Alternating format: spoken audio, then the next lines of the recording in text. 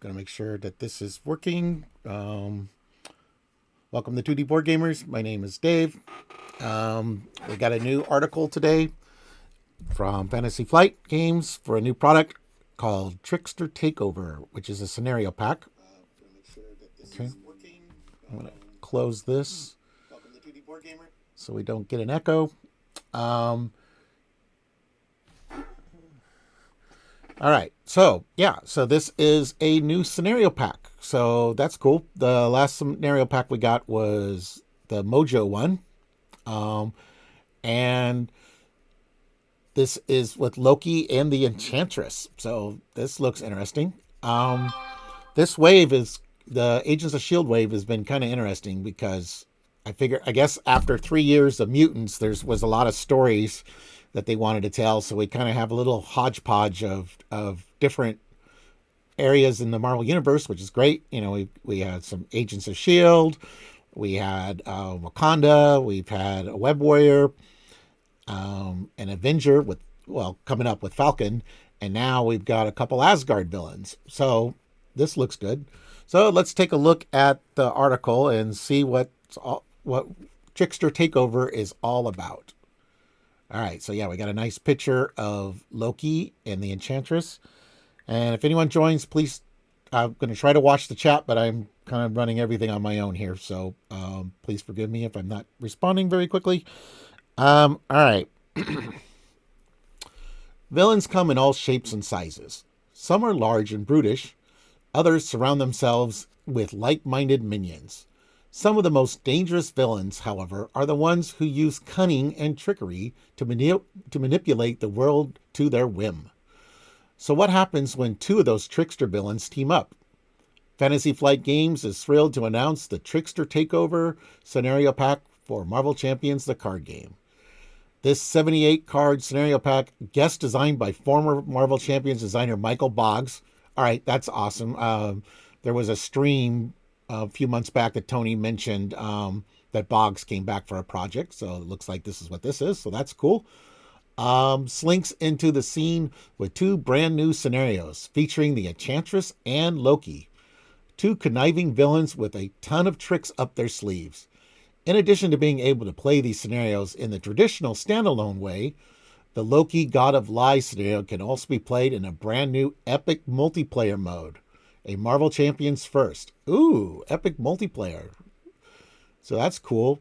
So like if you're at Gen Con or like a convention, or heck, maybe next year's Con of Heroes, we can get an epic multiplayer mode going. So that'll be awesome. Also included is a special modular encounter set featuring enthralled minions you can recruit to your side. Can you survive this brutal battle of wits? Okay. So we got a nice card fan here. We got Spell Blast, Cinder, something Focus, Enchantress level 1, and Loki God of Lies level 1. Okay. I'm going to take a drink of water here. All right. Sovereign Sorceress. To kick off the shenanigans, the heroes must face off against Enchantress, the charming and manipulative Asgard mystic. So we've got Enchantress level 1. She's got 2 scheme, 1 attack with a star. Asgard mystic. The star is after Enchantress attacks you, place 1 charm counter on the enchantment card in your play area. Oh, we have someone. Simber Ludens. Nice to meet you. Well, actually, I know him. I'm so glad you could join us. All right. Right off the bat, Enchantress hits the heroes with her hypnotic gaze. During scenario setup, there are 5 different copies of this card, each with a different enchantment on the opposite side, and you won't know which one you're dealing with until it flips. While still on the hypnotic gaze side, your identity gains the defiant trait, representing how your hero is resisting Enchantress temptations. After your hypnotic gaze gains enough charm counters, such as from Enchantress attacks or through cards like her crown or enthralled lackey, The card flips to its unique trance side and gives you the enthrall trait.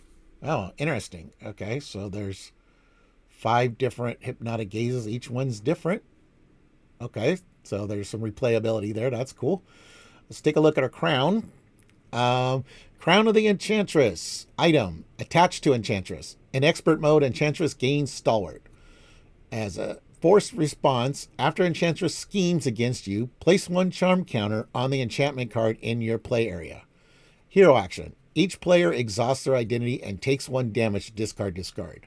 Oh, that's awesome. So everyone has to coordinate together to get rid of this, which I would think they would want to, because everyone's getting a charm counter every time she attacks. So, but it forces you to work together in multiplayer. So that's kind of fun. And then we have an enthralled lackey.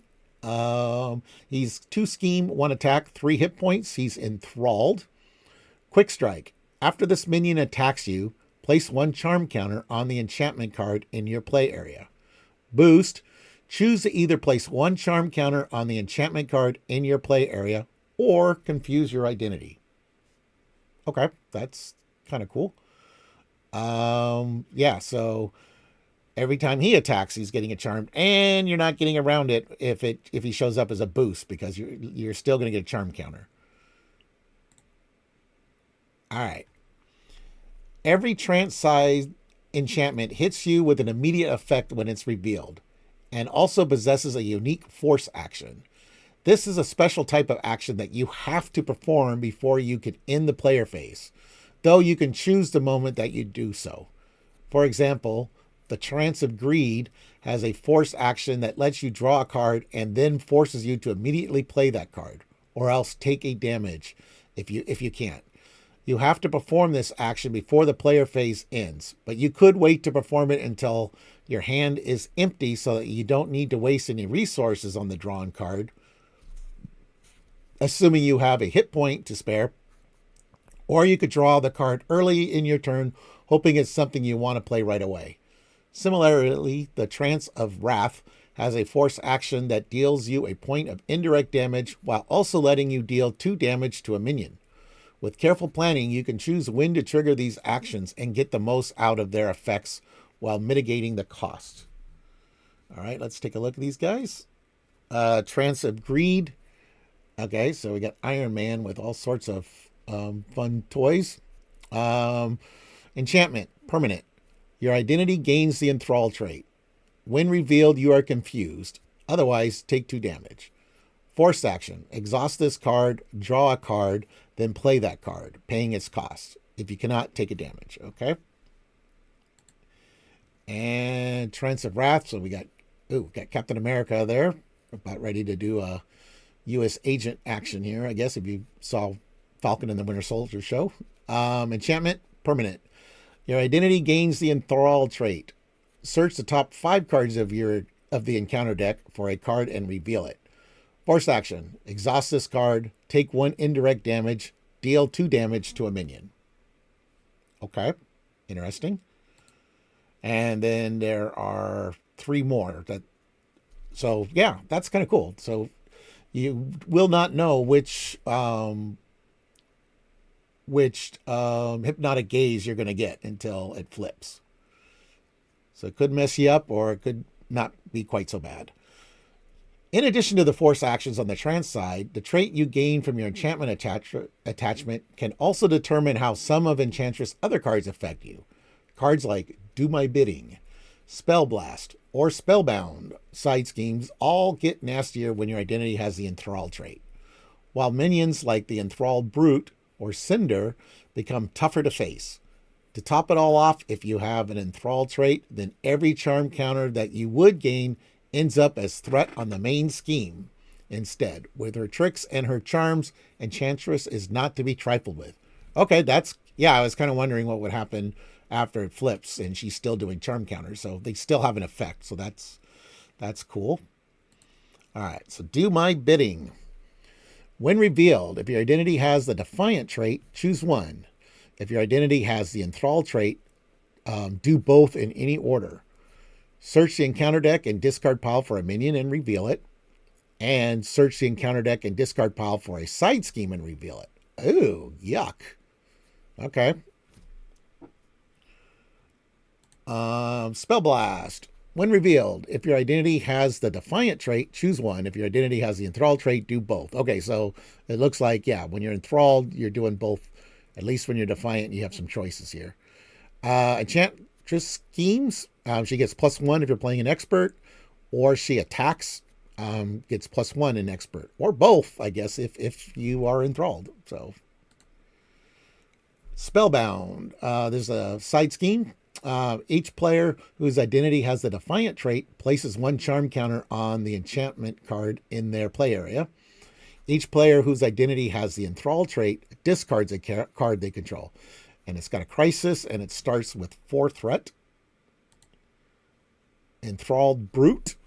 So he's a minion, 1 scheme to attack, 4 hit points with a star. Brute Enthralled. Guard. While this minion is engaged with a player whose identity has the Enthrall trait, this minion gets +3 hit points. And as a boost action, choose to either place 1 charm counter on the enchantment card in your play area or exhaust your identity. Okay. And Cinder. Cinder is a minion, 1 scheme, 4 attack, 6 hit points, elite giant. Cinder's attack deal indirect damage, and then when revealed, if your identity has the Defiant trait, Cinder activates against you. If your identity has the Enthrall trait, give Cinder a tough status card. Okay. And then I think that was... Oh, no, the main scheme. Okay, so then the main scheme, we have side 1B here. Prime real estate, 6 threshold per player. Forced interrupt. When a charm counter would be placed on the enchantment card in your play area, if your identity has the Enthrall trait, place 1 threat here instead. Okay. Oh, so I wonder if that overrides the normal adding 2 threat. So it's placing 1 threat. So it doesn't pop super fast, I guess. Okay. Yeah, and it starts with 1 threat per player, and it gains 1 threat per player per turn. All right. Trickster Magic. So, before we preview the second scenario, okay, so we're getting 2 scenarios at least, it's only fitting that we talk about the special encounter set that comes in this pack, Trickster Magic. So we got Absorbing Man, Titania, Whirlwind, and Zack. And these are enthralled versions of them. We'll read their cards because can't read all the cards in the Carfan there. This encounter set represents the trickster's villain's power at work, including all the trouble they're able to stir up as distractions for the heroes. These range from tricky side schemes like Trickster Tango to complicating the battle with a love triangle. However, the highlight of this set is 4 enthralled minions: Absorbing Man, Titania, Whirlwind, and Zack. Each of these minions is a fairly formidable foe, but they're not exactly working with Enchantress or Loki of their own free will. If you manage to knock them back to their senses, these 4 will actually team up with you to help take down the villains who were controlling their mind. Oh, I like that. Okay. Let's read this next paragraph real quick. For example, if you defeat the Absorbing Man minion, then you immediately get to put the Absorbing Man ally into play under your control. The same goes for the other 3, and any of them could potentially swing the flow of battle in your favor. After all, the enemy of my enemy is my friend. All right, let's take a look at these cards. All right. Trickster Tango is a side scheme. The villain gains Stalwart, which of course means they can't be stunned or confused. Comes with 2 acceleration tokens. If it comes out as a boost, if this activation is an attack, it gains Overkill, and it comes in with 4 threat. Love Triangle condition: attached to an ally you control. Otherwise, this card gains Surge. Attached allies cannot attack the villain or defend against the villain's attacks. Alter Ego action: you can exhaust attached ally and spend a mental resource to discard this card. Okay. And then we got the minions. So we got Absorbing Man. He's got 2 scheme, 1 attack with a star, 7 hit points, brute, elite, enthralled, guard, victory 1. While Absorbing Man is engaged with you, he gets plus X attack, where X is the printed cost of the highest cost card you control. All right. So yeah, you put one of those 6 cost allies in. Yeah, he's gonna hit you pretty hard. When defeated, the player who defeated this minion puts the set aside Absorbing Man ally into play under their control. All right, that's cool. Titania, 1 scheme, 3 attack, 8 hit points, brute, elite, enthralled, steady, victory 1. Titania's attacks gain overkill. When defeated, the player who defeats this minion puts a set aside Titania ally into play under their control. Okay. Whirlwind, 2 scheme, 1 attack, 6 hit points, elite, enthralled, quick strike, victory 1. After Whirlwind attacks you, take 1 indirect damage for each side scheme in play, and then the when defeated is the same. You get the Whirlwind ally. And Zazak, 1 scheme, 2 attack, 6 hit points, elite, enthralled, retaliate 1, victory 1. When revealed, discard the top 4 cards of your deck. For each printed energy resource discarded this way, take 1 indirect damage. When defeated, Zazak ally comes into under your control. And then here's Absorbing Man ally that you gain. He costs 3, so he becomes part of your deck. It looks like 1 thwart. With a star, 2 consequential, 1 attack, 2 consequential, 3 hit points, defiant, linked, victories. Oh, no, he goes in the victory pile. Never mind. Linked, victory 0. Does not count against your ally limit. Interrupt. When Absorbing Man attacks or thwarts, exhausts an upgrade or support you control, Absorbing Man gets plus X to that power for this use, where X is that card's printed cost to a maximum of plus 3. Oh, okay. That's kind of interesting. Wow, you put him in with one of those helicarriers for Maria, and he can hit hard. So that's pretty cool. And I like that the ally has kind of the same ability that the villain does. So that's cool. I mean, that the minion does. All right. The God of Lies. After dealing with Enchantress, our heroes will have little time to breathe before being thrust into a conflict with Loki. So we got Loki, God of Lies, Loki the Rascal, Loki the Miscreant, Loki the Knave, and Loki the Wretch. All right, we'll go over those.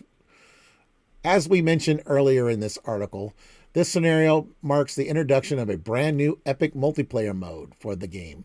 Loki's avatars have spread all across the globe, and the heroes must work together like never before to shatter the mischievous god's illusions and bring him down once and for all. To kick things off, we have the primary villain card of God Loki of Lies. This is a true quote-unquote Loki, and the one that everybody's currently participating in the scenario. In single group mode or epic multiplayer mode, needs to defeat in order to win. Sounds simple enough, right? Except nothing is as it seems with this masterful trickster, and he has no qualms of breaking the game's normal rules no matter what you do. You cannot directly attack or damage Loki God of Lies at any time. This is thanks to Worlds Collide, a unique main scheme shared by all player groups, which not only prevents anyone from damaging Loki, but also prevents any threat from being removed from itself. The only way you're going to be able to damage Loki is to shatter the illusion, and to do that, you're all going to have to fight off his various avatars. All right, like Loki the Rascal, Fade and Figment. Okay, let's take a look at these cards before we get into that. All right, Loki God of Lies, dash scheme, dash attack. This is stage 1.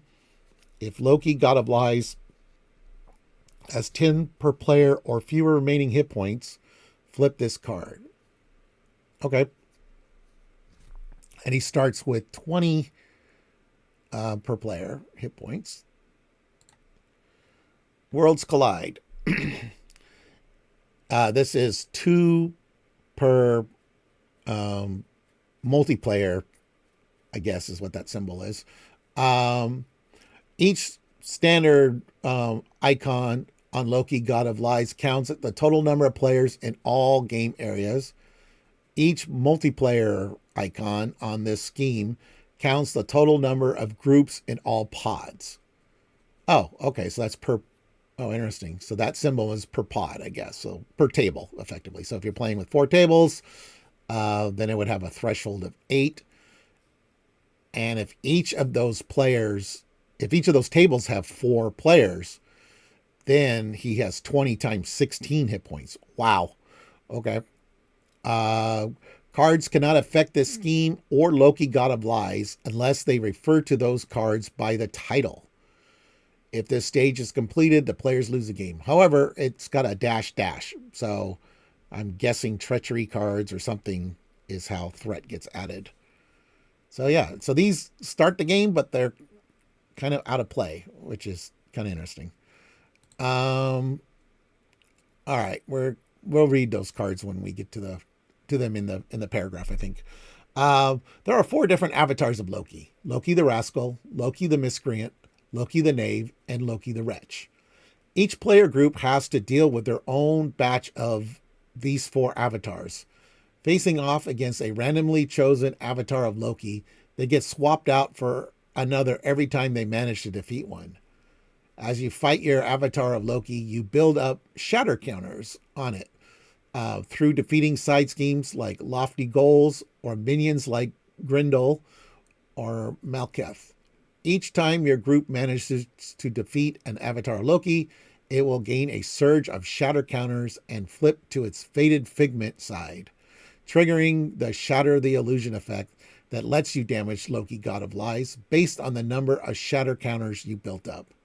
Your group then gets a new random avatar of Loki to deal with, and the fight continues as before. All right. So Loki the Rascal, side A1, 1 scheme, 1 attack. He's an avatar of Loki. Force response. After you resolve a boost card during Loki the Rascal's activation, if that card is a treachery, either deal it to yourself as a face down encounter card or spend 1 resource of any type. Oh, interesting. So the boost cards will become encounter cards.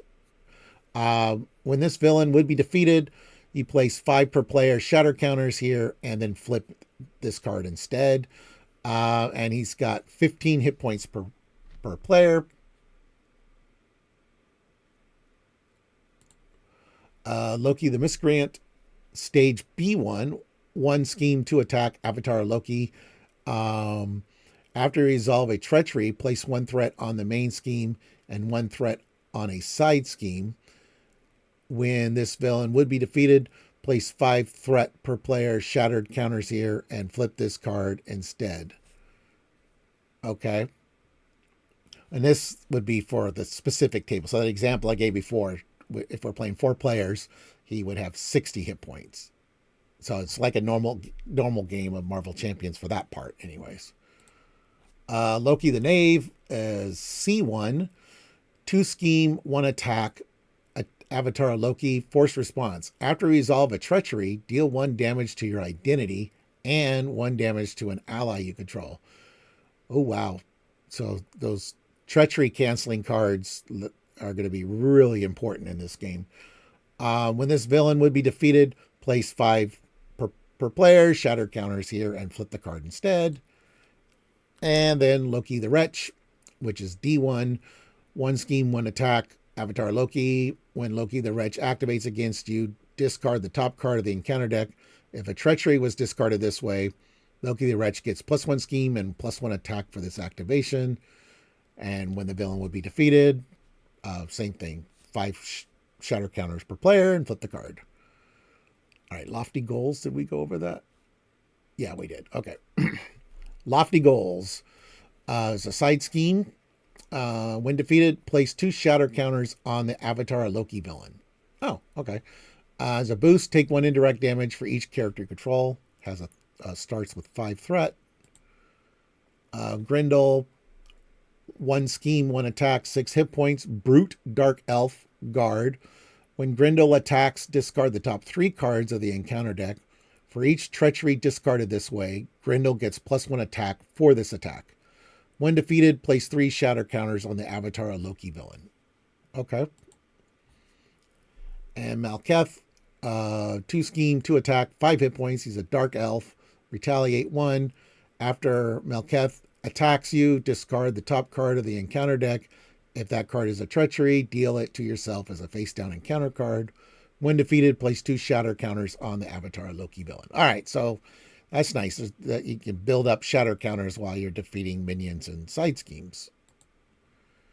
Fading Figment. Did we do that one? Yes, we did. Fading Figment and Shatter the Illusion. Okay. Fading Figment.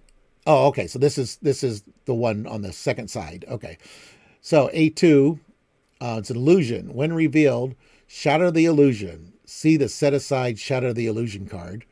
Choose a group in your pod, then place synergy counters on their unified front environment equal to the number of players in their group.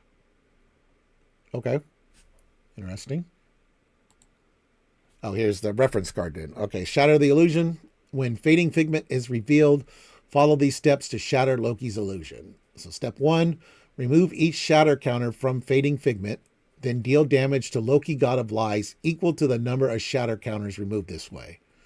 Number 2, swap the Fading Figment in play with a random set-aside villain, avatar of Loki side face up, then set the hit point dial of that avatar of Loki villain to its printed hit point value, and deal each player face down encounter card. Okay, so we are slowly beating up on the real Loki by defeating the avatars of Loki as a group.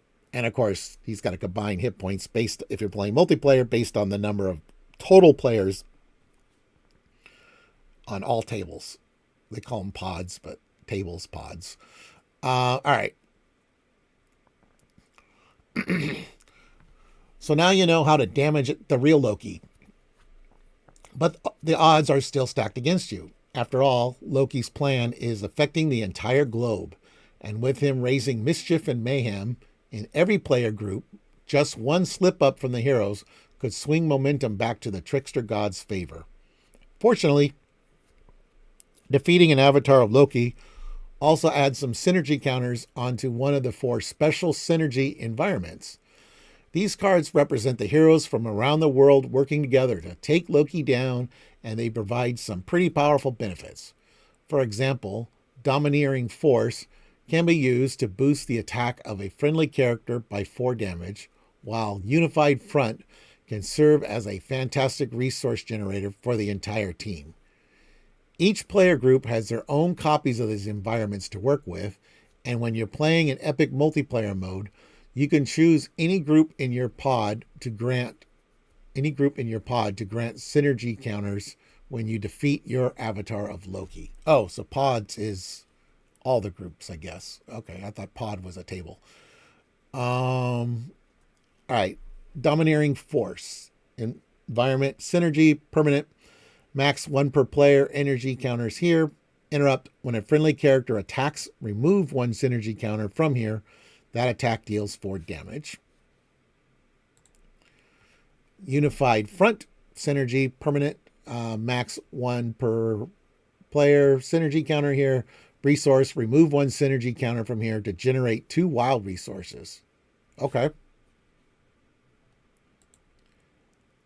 All right, and then we got Loki God. Oh, that's the second stage. Okay. Of course, it's not like Loki himself is going to just sit there and wait for you to win. When he drops to half health, Loki God of Lies flips to his second stage, triggering his intense focus and powering up his avatars for the rest of the game. If your group is playing in expert mode, then you started the game with intense focus in play, which means at this point it flips over to total focus instead, fishing the Dark Scepter out of the encounter deck and boosting the avatars even further. Both intense focus and total focus represents Loki's concentrating his power on fighting the heroes, hoping to snatch away victory through devious means. Even so, with a bit of synergy and a whole lot of teamwork, you and your fellow heroes can prevail against the God of Lies. All right, let's take a look at second stage here. Yep, so Loki, God of Lies, stage 2. Scheme dash, attack dash, Asgard Mystic. Each group in standard mode attaches their set-aside intense focus to the avatar of Loki villain in their game area. Each group in expert mode flips their intense focus attachment to the total focus side. Oh, I wonder if different groups can. Yeah, so it sounds like some groups could play standard and some groups could play expert. That's interesting. If Loki, God of Lies, is defeated, all players and all groups win the game. All right, so intense focus is a permanent, gives them a +1/+1. The avatar of Loki villain gets +2 per player hit points and gains steady. Okay. When revealed in standard mode, discard the top 2 per player cards of the encounter deck and the top 5 cards of each player's deck. Okay, so it's got a little milling action there going. And then total focus for this is for the expert. Permanent, so it's a +1/+1 still. Permanent, the avatar of Loki gains 3 per hero or per player. I almost said investigator. The avatar of Loki villain gets +3 per player hit points and gains steady. When revealed, discard the top 2 cards per player cards of the encounter deck and the top 5 cards of each player's deck. Find Dark Scepter and reveal it. If Dark Scepter did not interplay this way, give the avatar of Loki villain a tough status card. Okay. So, for example, if so with the find, if someone has it as a dealt to them as a face down encounter card, you can avoid him from getting it. Do we have the Dark Scepter? Yes, we do. Item weapon attached to the avatar of Loki villain. The avatar of Loki villain gains stalwart, and he has another +1 attack. Treacheries cannot be canceled. Oh, well, so much for the building a treachery canceling deck. After you resolve a treachery, spin 2 resources of the same type, discard. All right. There's the Trickster Tango there going, I guess. With manipulative tactics and tricks up their sleeves, Enchantress and Loki are bound to make a splash in Marvel Champions the card game. Do you have what it takes to stop this dastardly duo? Look forward to taking on this tangle of Trickster when the Trickster Takeover Scenario Pack arrives this August. You can pre-order your copy of Trickster Takeover Scenario Pack at your local retailer or online through our web store today. And I did click on the web store. I didn't see the entry yet for this. So yeah, this is coming in August. I wonder if this will be ready in time for Gen Con.